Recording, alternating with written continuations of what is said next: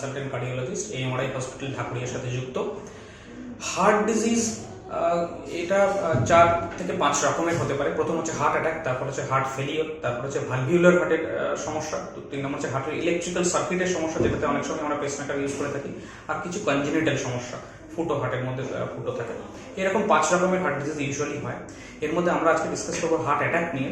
Heart attack খুবই life threatening আর devastating disorder, কিন্তু এর একটা পোর্শন হচ্ছে প্রিভেন্টেবল পোর্শন। এর কিছু পোর্শন থাকে preventable risk factors, non preventable risk factors. Non preventable risk factors মানে age, gender, genetic makeup, geographical location, আমার family history, strong family history আছে, বাবা মার বা তার দাদু দিদার হার্ট ডিজিজের বা স্ট্রোকের স্ট্রং ফ্যামিলি হিস্ট্রি আছে, এগুলো আমরা কিছু করতে পারবো না। কিন্তু প্রিভেন্টেবল রিস্ক ফ্যাক্টর অনেকগুলো আছে, যেমন ওবেসিটি, সিডেন্টারি লাইফস্টাইল মানে বসে থাকে সারাদিন, ব্লাড প্রেশার, ডায়াবেটিস, এগুলো কিন্তু অনেক সময় আমরা প্রিভেন্ট করতে পারি। কীভাবে প্রিভেন্ট করতে পারি? একটা হার্ট হেলদি লাইফস্টাইল যদি আমরা ছোটোবেলা থেকে করি আর কি, around 15 to 20 years of age, junk food avoid করা, স্ট্রেস অ্যাভয়েড করা, বাড়ির খাবার বেশি স্ট্রেস দেওয়া, খাবারের পরিমাণ কমানো, শর্করা জাতীয় খাবার পরিমাণ কমানো, ফ্যাট জাতীয় খাবারের পরিমাণ কমানো, তেল জাতীয় জিনিস কমানো, হোয়াইট অয়েল এগুলো বেশিরভাগ ব্যবহার করা, স্মোকিং বর্জন করা, অ্যালকোহল কাট ডাউন করা, স্ট্রেস বাস্টার হিসেবে যোগব্যায়াম বা এই জাতীয় জিনিস কিছু করা, বা ফ্যামিলির সাথে গেট টুগেদার এগুলো করা, যেগুলো স্ট্রেস বাস্টার। খুব ভালো স্লিপ, টাইট স্লিপ হওয়াটা খুবই জরুরি। মৌসুমি ফল, যেগুলো রঙিন ফল যেগুলো আছে কি, সেগুলো ব্যবহার করা।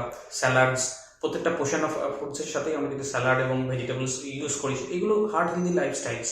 এবং এক্সারসাইজ, ডেফিনেটলি এক্সারসাইজ হচ্ছে, বেশি এক্সারসাইজ নয়, সুইমিং, সাইক্লিং, জগিং বা হাঁটা, জোরে হাঁটা যাতে আমাদের ঘাম বেরোয়, সাধারণ মাত্রায় এইরকম এক্সারসাইজ অন্তত আধ ঘন্টা 45 মিনিট প্রতিদিন 5 দিন সপ্তাহে, সোম থেকে শুক্র, এই স্ট্যান্ডার্ড এক্সারসাইজ, মিনিমাম এক্সারসাইজ করলেই কিন্তু এগুলো হার্ট হেলদি লাইফস্টাইলের মধ্যে পড়ছে।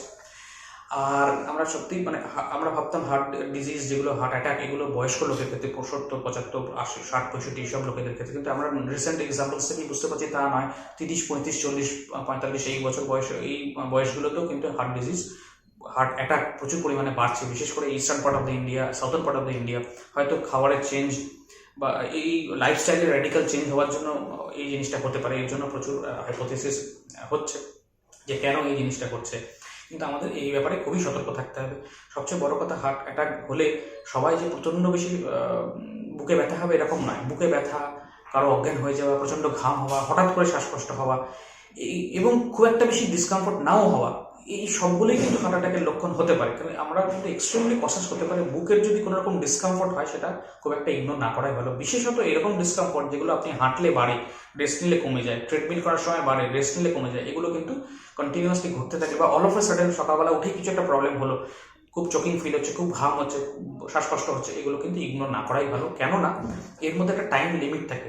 কোনো হার্ট অ্যাটাক হওয়ার পর যদি 3 ঘন্টা 6 ঘন্টার মধ্যে আমরা ডাক্তারখানা পৌঁছাই, কার্ডিওলজিস্টের কাছে গিয়ে পৌঁছাই, ইন্টারভেনশন হয়, অ্যাঞ্জিওগ্রাফি, অ্যাঞ্জিওপ্লাস্টি হয়ে যায়, তাহলে আপনার 100%, অ্যাটলিস্ট 90% রিকভারি সম্ভব, যেটা কিন্তু 6 ঘন্টা বা 10 ঘন্টা 12 ঘন্টা পেরিয়ে গেলে আর সম্ভব না। এই গোল্ডেন আওয়ারটা আমাদের খুবই মাথায় রাখতে হবে। সেই জন্য চেস্ট পেন ইগনোর না করে সঙ্গে সঙ্গে একটা ইসিজি করা খুবই জরুরি। সেটা ইসিজি টেকনিশিয়ান, জেনারেল ফিজিশিয়ান যেই হোক, সে যদি বলে যে না ইসিজিতে কিছু চেঞ্জেস আছে এবং সেটা হার্ট অ্যাটাকের সাথে কোরোবোরেট করে, তাহলে আমার মনে হয় সঙ্গে সঙ্গে টাইম ওয়েস্ট না করে চলে যাওয়া উচিত। বেশি কারণ কি অনেক সময় গ্যাসের ব্যথা বা এই জাতীয় ব্যথা বলে মাসকুলোস্কেলেটাল পেন বলে ইগনোর করে থাকি, সেগুলো কখনো করা উচিত না। কারণ টাইম এক্ষেত্রে খুবই বেশি ইম্পর্টেন্ট। এটা আমাদের সবসময় জরুরি ভিত্তিতে মাথায় রাখা উচিত। ধন্যবাদ।